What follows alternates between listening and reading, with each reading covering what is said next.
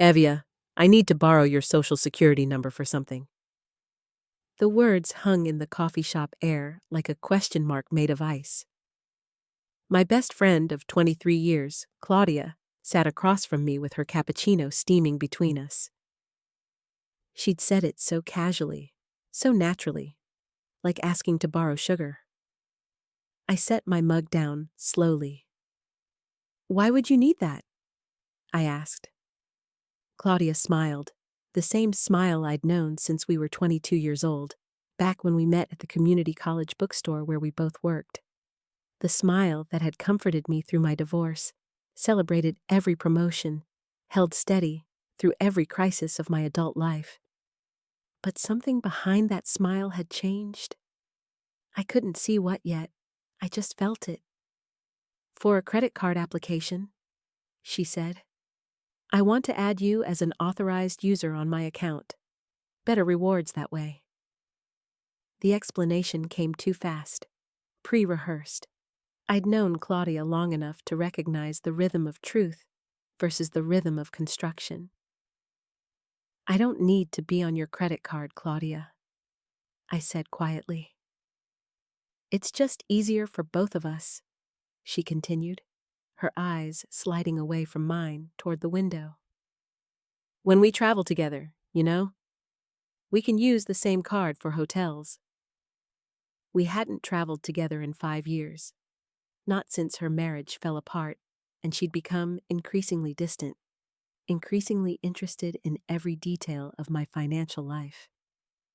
When did that start? I tried to remember. The question felt important in a way I couldn't yet articulate. "I'm going to pass," I said. Claudia's jaw tightened, just for a moment. Then the smile returned, brighter now, performative. "Your loss," she said, and changed the subject to her new job at the insurance company. She talked for 40 minutes about nothing important. I listened and said nothing, watching her hands move around her coffee cup, wondering when my oldest friend had become someone I needed to be careful around. That was 3 weeks before everything fell apart. 3 weeks before I discovered that Claudia hadn't just asked me for my social security number that day. She'd been collecting pieces of my identity for much longer than that. Years longer. And she'd been using them.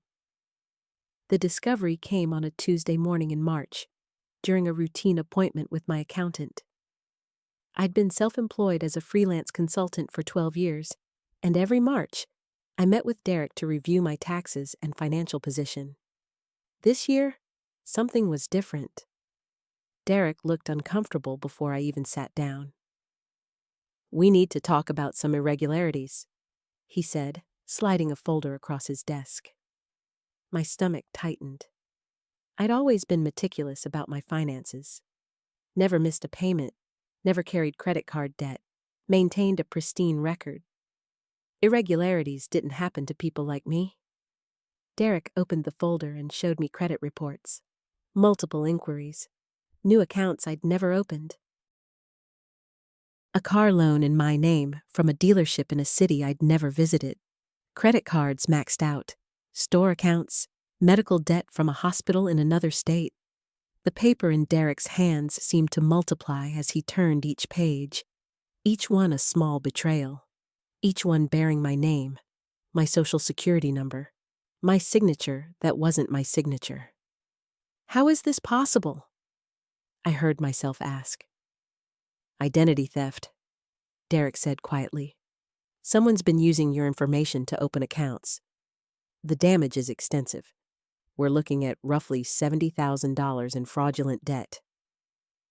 The number didn't feel real.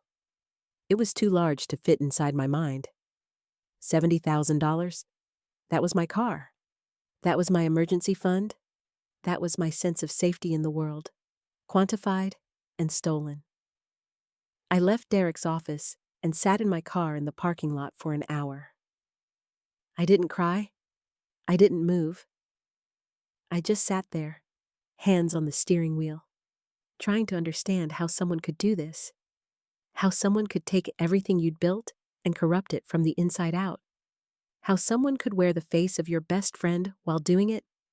Because I already knew it was Claudia. I didn't have proof yet, but I knew. The way she'd asked for my social security number. The way she worked in insurance, where she'd have access to databases. The way she'd suddenly become interested in every detail of my financial life. The way she'd positioned herself as my closest confidant while systematically learning everything about me. I drove to the police station instead of home.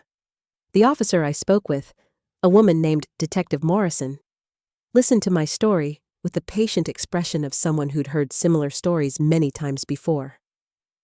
She took notes. She explained the process. She told me I'd need to file reports with the credit bureaus, contact each fraudulent creditor, place a fraud alert on my credit report, and prepare for a long, exhausting battle to reclaim my identity. "Do you have proof?" she asked. "Anything that directly connects this person to the fraud?" I didn't. Not yet. I had suspicion and circumstantial evidence, and the absolute certainty that comes from knowing someone for 23 years. But I didn't have proof. "Start documenting everything," Detective Morrison said. "Any communication with this person? Any unusual requests? Any patterns you notice? If you can build a case, we can investigate further." I drove home in a daze. My apartment felt different now. Contaminated. Every corner held the memory of Claudia sitting on my couch, drinking my coffee, asking about my finances, my investments, my retirement accounts. How many times had she been here? How many conversations had been reconnaissance missions? How many times had I trusted her while she was systematically dismantling my financial life? I called her that evening. I needed to hear her voice. I needed to know if she would lie to my face or if she would confess. Some part of me still hoped for a mistake, for a misunderstanding, for some explanation that would make sense of the senseless. "Hey, babe," Claudia answered on the second ring. The nickname felt like a knife. "What's up?" "I need to ask you something," I said carefully. "Have you ever used my social security number for anything?" The pause on the other end of the line lasted 3 seconds. In those 3 seconds, I heard everything I needed to hear. "What?" "No, of course not," Claudia said, but her voice had changed. The warmth had drained out of it. "Why would you even ask me that?" "Someone's been using my information to open credit accounts," I said. "Fraudulent accounts? $70,000 worth?" "That's terrible," Claudia said, but she said it the way you'd express sympathy for a stranger's misfortune, not the way you'd react if your best friend had just told you their identity had been stolen. "I hope you get it sorted out." "Did you do it?" I asked directly. "I have to go," Claudia said. "Call me later." She hung up. I stood in my kitchen holding the phone, listening to the dial tone, understanding that everything I'd believed about my oldest friendship was a lie. That the person I'd trusted most in the world had been using that trust as a weapon against me. The next morning, I went to my bank and froze my accounts. I contacted every credit card company and placed fraud disputes on each account. I called the car dealership and explained the situation. I spent 8 hours on the phone with various creditors, explaining that I hadn't purchased their products, hadn't signed their agreements, hadn't authorized their charges. Each conversation was a small death, a tiny erosion of my sense of reality. By the end of the day, I was exhausted in a way that sleep wouldn't fix. I'd been betrayed before. My ex-husband had cheated. Colleagues had stolen my ideas. But this was different. This was someone taking the most fundamental parts of my identity and using them against me. This was someone I'd loved treating me as a resource to be exploited. I spent the next week documenting everything. I pulled together every email from Claudia, every text message, every record of her asking about my finances, my investments, my accounts. I created a timeline. I noted the dates she'd asked for my social security number, the dates new fraudulent accounts had appeared, the dates she'd suddenly become interested in specific aspects of my financial life. The pattern was undeniable. It was like watching a predator's hunting strategy laid bare. Claudia had been patient. She'd spent months building trust, asking seemingly innocent questions, gathering information. She'd learned my mother's maiden name. She'd learned the names of my childhood pets. She'd learned my birthday, my address history, my employment record. She'd collected the pieces of my identity like someone collecting components for a bomb. And then she'd detonated it. I hired a private investigator named Thomas Chen, who specialized in identity theft cases. Thomas was methodical and precise. He subpoenaed records from the fraudulent creditors. He obtained security footage from the car dealership. He traced the applications back to specific IP addresses, specific times, specific locations, and every trail led back to Claudia. The car dealership footage showed a woman matching Claudia's description signing paperwork in my name. The credit card applications had been submitted from her home IP address.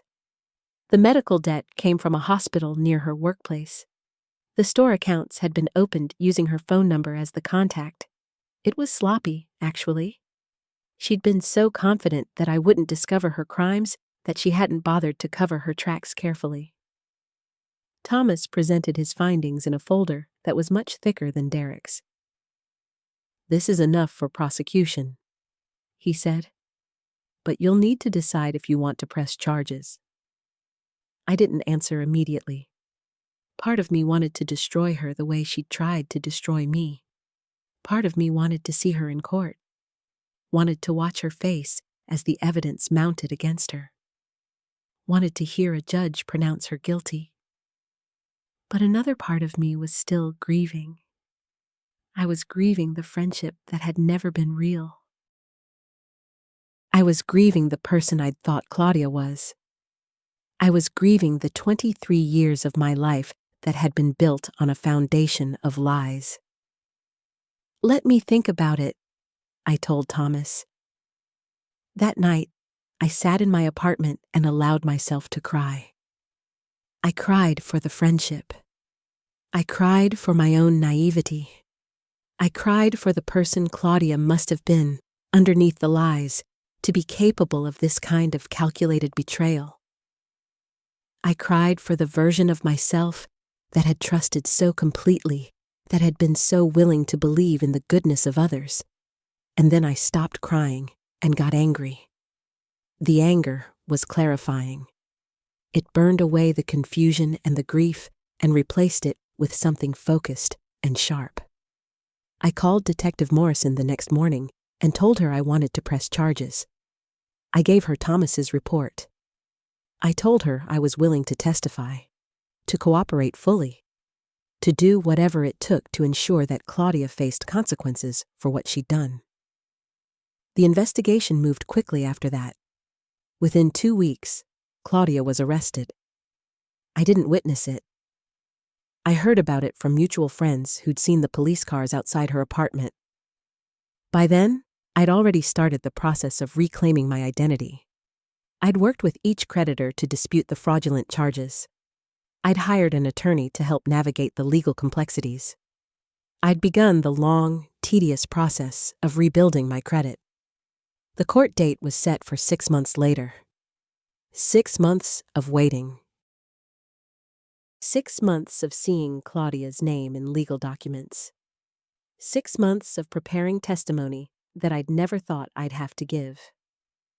I used those 6 months to rebuild. I changed my passwords. I placed a credit freeze on my accounts. I monitored my credit reports obsessively.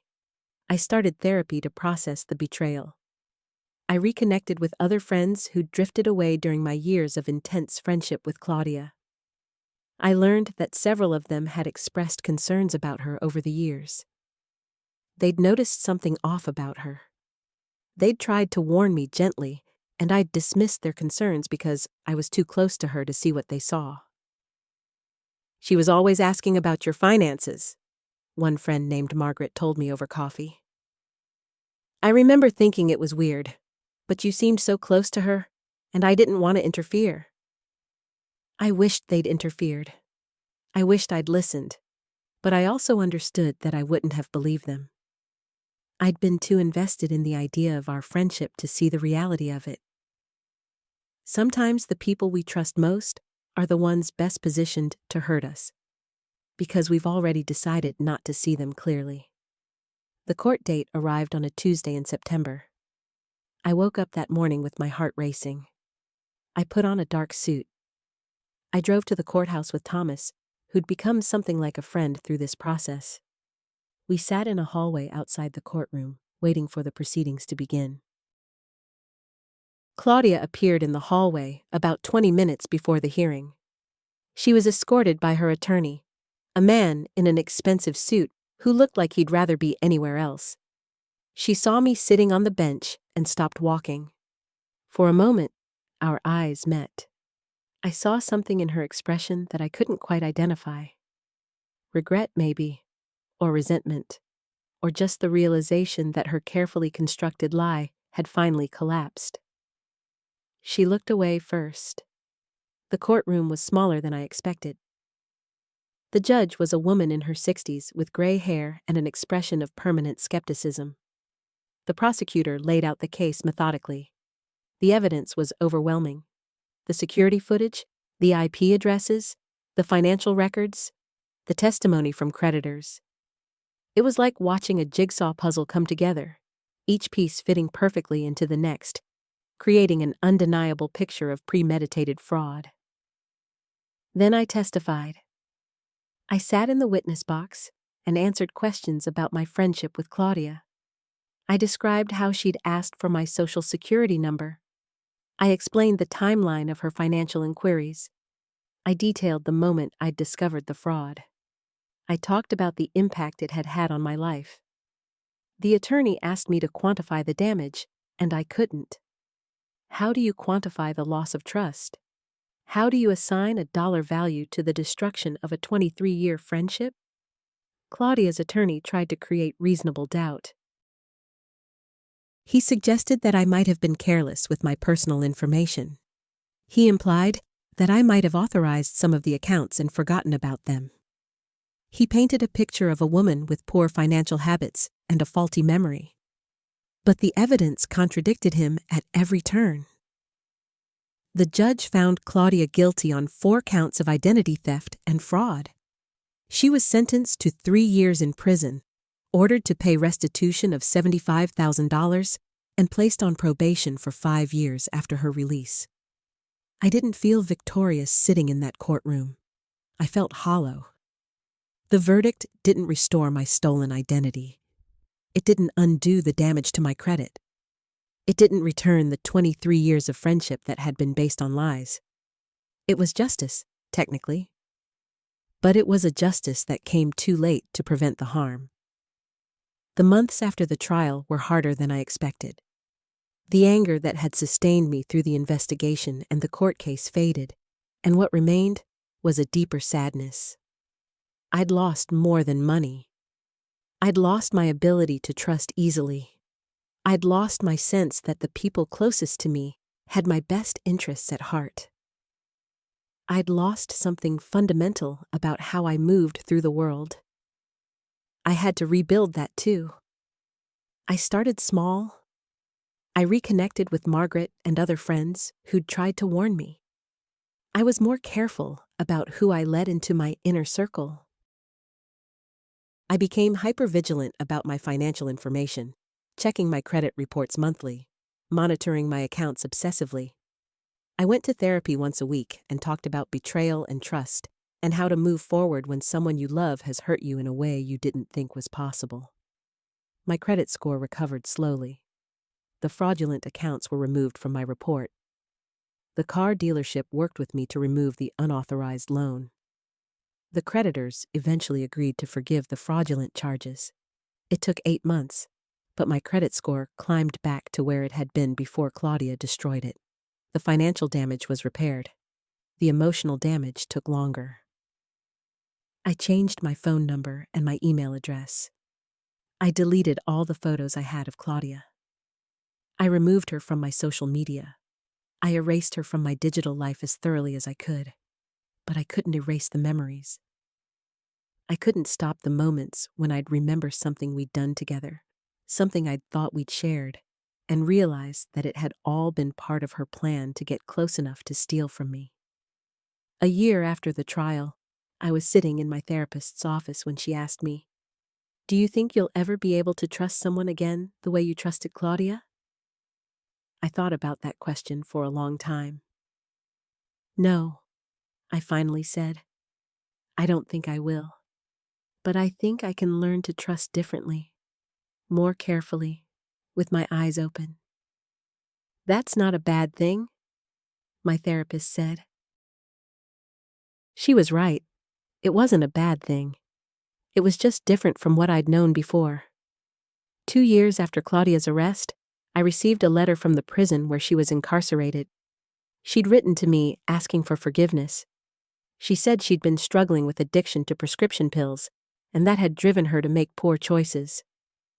She said she'd been jealous of my success and my stability, and that had twisted something inside her. She said she was sorry and that she hoped I could find it in my heart to forgive her. I read the letter 3 times. Then I put it in a drawer and didn't respond. I didn't need her apology. I didn't need her explanation. What I needed was to move forward with my life, and her letter was just another way of trying to pull me back into her orbit, to make me responsible for her redemption. I threw the letter away. Today, I'm 52 years old. I live in a different apartment from the one where Claudia used to sit on my couch and ask about my finances. I work as a consultant, and I'm careful about who I let into my professional life. I have friends, but I'm more selective about how close I let them get. I have boundaries that I didn't have before. I still check my credit reports monthly. I still monitor my accounts obsessively. I probably always will. But that's not the worst thing. That's just the price of wisdom. That's just what it costs to learn that the people closest to us aren't always who we think they are. Claudia was released from prison 18 months ago. I don't know where she is or what she's doing. I don't particularly care. She's no longer my best friend. She's no longer anyone I think about unless something reminds me of this period of my life. And when those reminders come, I feel a small ache, but it's not the devastating pain it once was. It's just the scar tissue of an old wound. The identity I lost to Claudia's fraud has been restored. But the identity I had before that fraud, the version of me that trusted so completely and so blindly, that version is gone forever. And I'm okay with that. I'm okay with being someone more cautious, more aware, more protective of the parts of myself that matter most. I'm okay with being someone who learned the hard way that the people we love most are capable of hurting us in ways we can't imagine. And I'm okay with continuing forward anyway, with opening my heart to new friendships while keeping my eyes wide open. If you're in a situation where you suspect someone close to you is using your personal information without permission, don't wait. Contact your bank, your creditors, and law enforcement immediately. Your identity is precious, and it deserves protection. If you want more stories like this, stick around.